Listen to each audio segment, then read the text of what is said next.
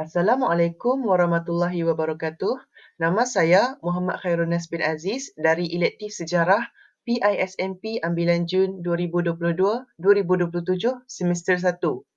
Pada hari ini, saya akan membentangkan tugasan kedua iaitu Persembahan bagi kursus SJHK 3203 Sejarah Politik dan Tanah Melayu sehingga awal abad ke-20. Soalan yang diberi bagi tugasan kedua ini adalah buat persembahan secara individu mengenai sejarah perluasan pengaruh British di Tanah Melayu dan tindak balas masyarakat tempatan terhadap penjajahan British. Berikut merupakan beberapa topik yang akan dibincangkan dalam pembentangan pada kali ini. Yang pertama, pengenalan. Kedua, sejarah perluasan pengaruh British di Tanah Melayu. Ketiga, tindak balas masyarakat tempatan terhadap penjajahan British. Penentangan di Perak, penentangan di Pahang dan penentangan di Sabah. Keempat, kesan terhadap penjajahan British di Tanah Melayu, kesan positif dan kesan negatif. Dan yang terakhir, kelima, penutup.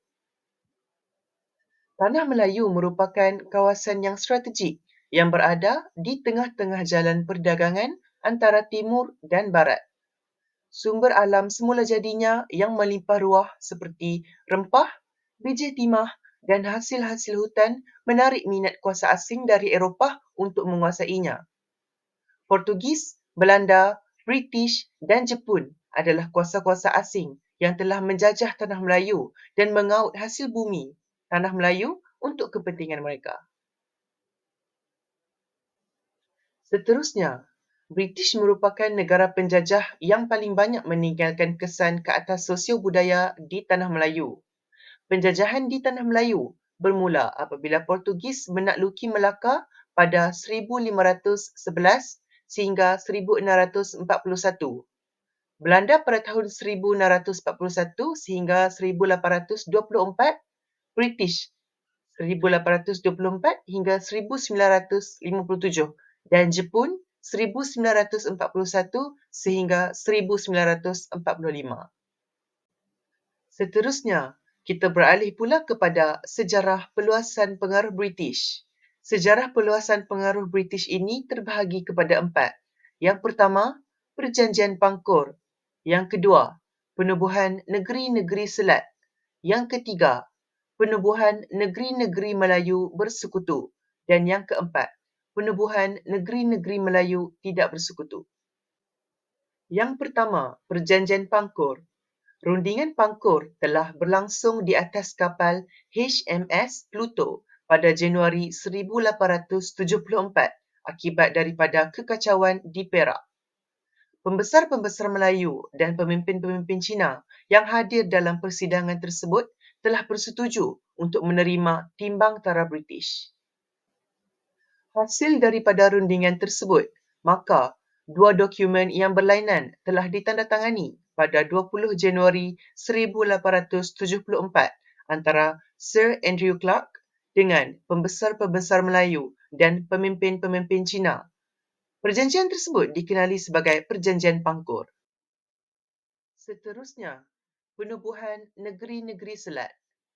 Negeri-negeri Selat terdiri daripada Pulau Pinang pada tahun 1786, Singapura pada tahun 1819 dan Melaka pada tahun 1824. Negeri-negeri ini disatukan pada tahun 1826 untuk menyeragamkan pentadbiran dan menjimatkan kos pentadbiran. Pulau Pinang menjadi ibu negeri yang pertama. Singapura dipilih sebagai pusat pentadbiran baharu kerana semakin maju, memandangkan kedudukannya yang strategik dan mempunyai taraf pelabuhan bebas. Negeri-negeri Selat diketuai oleh seorang gubernur yang tertakluk kepada Gubernur Jeneral British di India. Gubernur negeri-negeri Selat yang pertama ialah Robert Fullerton. Setiap negeri diketuai oleh seorang residen konsular. Seterusnya, penubuhan negeri-negeri Melayu bersekutu. Pada tahun 1895, Perjanjian Persekutuan telah ditandatangani dan dikuatkuasakan pada 1 Julai 1896. Perak, Selangor, Pahang dan Negeri Sembilan disatukan di bawah kerajaan pusat. Kuala Lumpur dijadikan sebagai pusat pentadbiran. Negeri-negeri Melayu bukan persekutuan dalam erti kata sebenar tetapi merupakan satu kesatuan politik. Melalui sebuah persekutuan, sumber-sumber negeri-negeri Melayu bersekutu ini dapat dikumpulkan dan digunakan bagi faedah bersama dan membangunkan negeri-negeri lain dengan kos pentadbiran yang minimum. Seterusnya, penubuhan negeri-negeri Melayu tidak bersekutu. Pada tahun 1897, British mengadakan perjanjian sulit dengan Siam bagi menghalang Siam menyerahkan kawasan di Kelantan Siam kepada kuasa barat lain. Namun, negeri-negeri Melayu Utara terus mengadakan hubungan dengan kuasa-kuasa barat lain. Misalnya, pemberian konsesi tanah seluas 776,996 hektar oleh Sultan Kelantan kepada Duff Development Company pada tahun 1897. Penerimaan permohonan Amerika Syarikat untuk membuka pertempatan di Pulau Redang oleh Sultan Terengganu. Oleh itu, British sekali lagi menandatangani Perjanjian Peristiharan British-Siam pada tahun 1902 bagi menghalang kemarahan kuasa barat lain. Seterusnya, melalui Perjanjian Bangkok pada tahun 1909, Siam bersetuju untuk menyerahkan negeri-negeri Melayu Utara kepada British. Tindakan British ini tidak melibatkan Raja-Raja Melayu ketika menandatangani Perjanjian Bangkok 1909. Justru, Raja-Raja Melayu terpaksa akur dengan keputusan perjanjian tersebut. Seterusnya, kita beralih pula kepada topik tindak balas masyarakat tempatan terhadap penjajahan British. Yang pertama, penentangan di Perak. Perjanjian Pangkur pada 20 Januari 1874 telah meletakkan J.W.W. Birch sebagai residen British yang pertama di Perak. Sistem residen tidak mendapat kerjasama daripada Sultan Abdullah dan pembesar Melayu yang lain disebabkan oleh sikap Birch.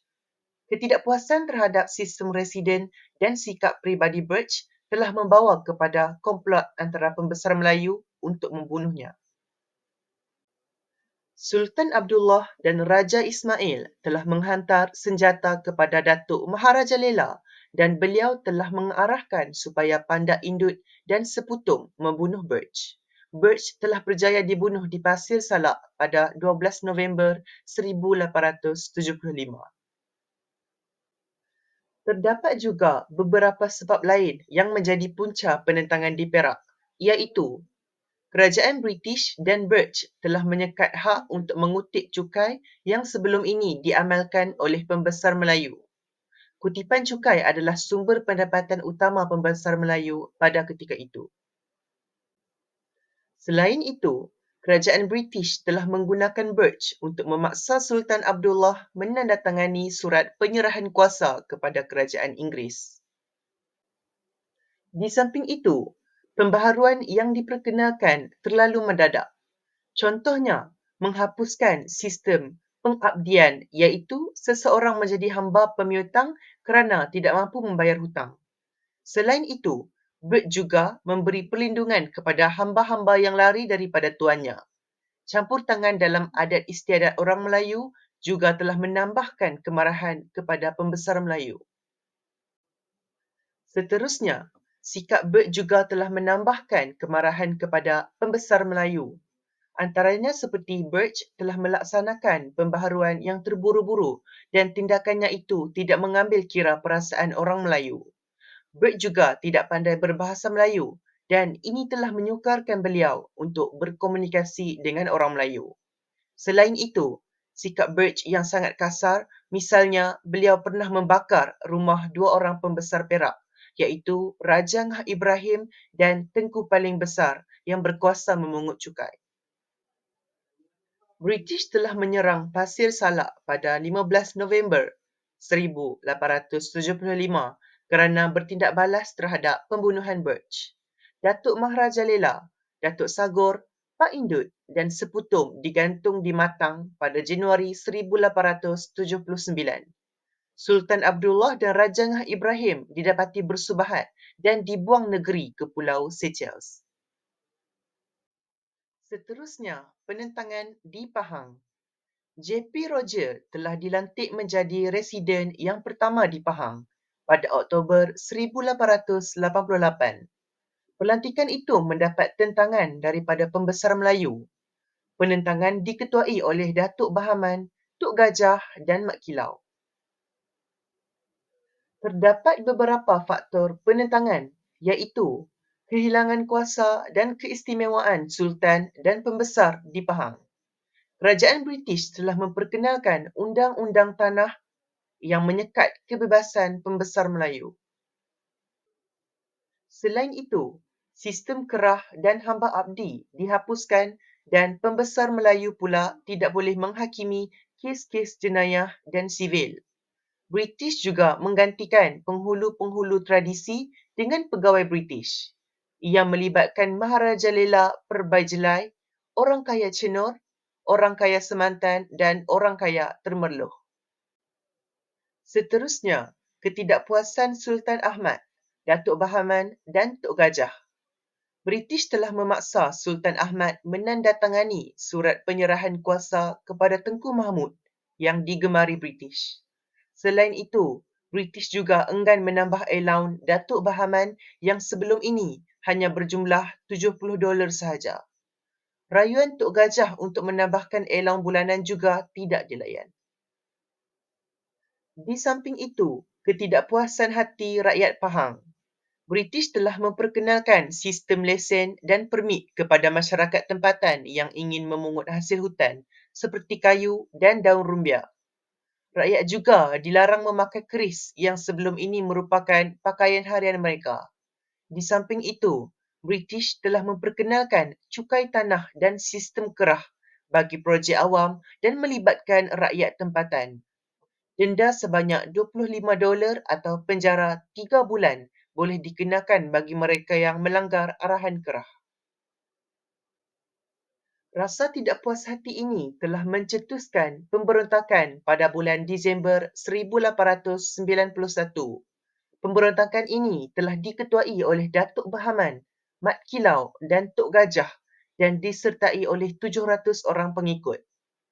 Pemberontakan ini berakhir apabila Datuk Bahaman dan pengikutnya telah ditewaskan pada 1895 dan terpaksa menyerah diri.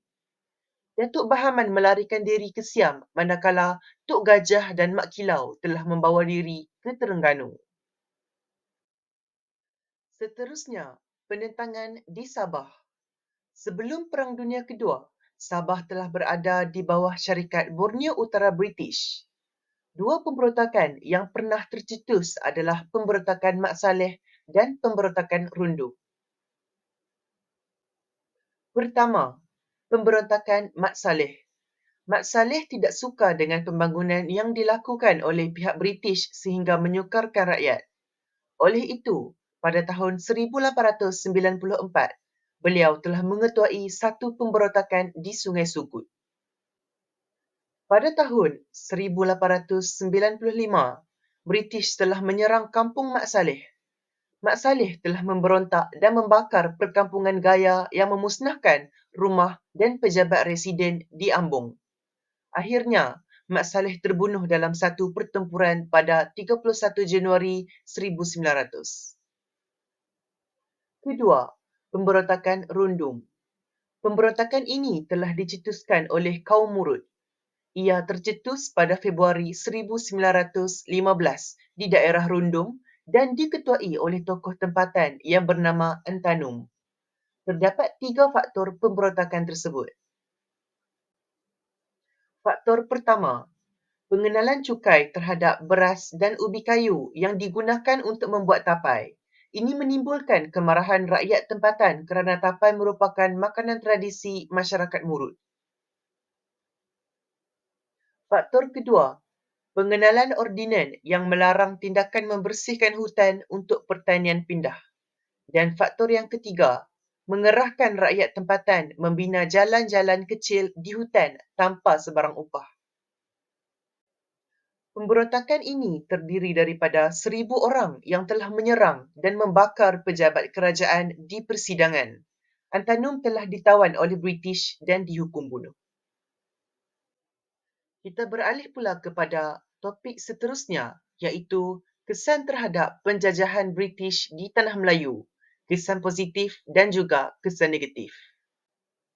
Terdapat beberapa kesan positif daripada penjajahan British di Tanah Melayu, antaranya termasuklah pembangunan ekonomi negara. Negeri Melayu mencapai kemajuan kerana pelaburan yang semakin giat, ekoran perkembangan perusahaan, bijih timah dan tanaman-tanaman lain seperti kopi dan getah. Kemasukan buruh asing yang ramai untuk bekerja dalam sektor ekonomi moden, maka pendapatan mula berkembang dan memunculkan perbandaran. Selain itu, perubahan pengaruh politik. Pemerintahan yang telah dijalankan oleh pihak Inggeris telah berjaya mengembalikan keamanan di Tanah Melayu. Seterusnya, perkembangan sosial. Wujudnya perkembangan infrastruktur seperti jalan raya dan jalan kereta api di samping infrastruktur lain seperti pusat kesihatan, bekalan air, bekalan elektrik, pos, telegraf dan lain-lain lagi. Perkembangan ini juga melahirkan semangat nasionalisme dalam diri orang Melayu serta melahirkan semangat ingin memerdekakan Tanah Melayu dari Inggeris. Namun demikian, terdapat juga beberapa kesan negatif ekoran daripada penjajahan British di Tanah Melayu, iaitu ketidakseragaman pengagihan kekayaan antara negeri dan wilayah atau kawasan di dalam sesebuah negeri itu sendiri.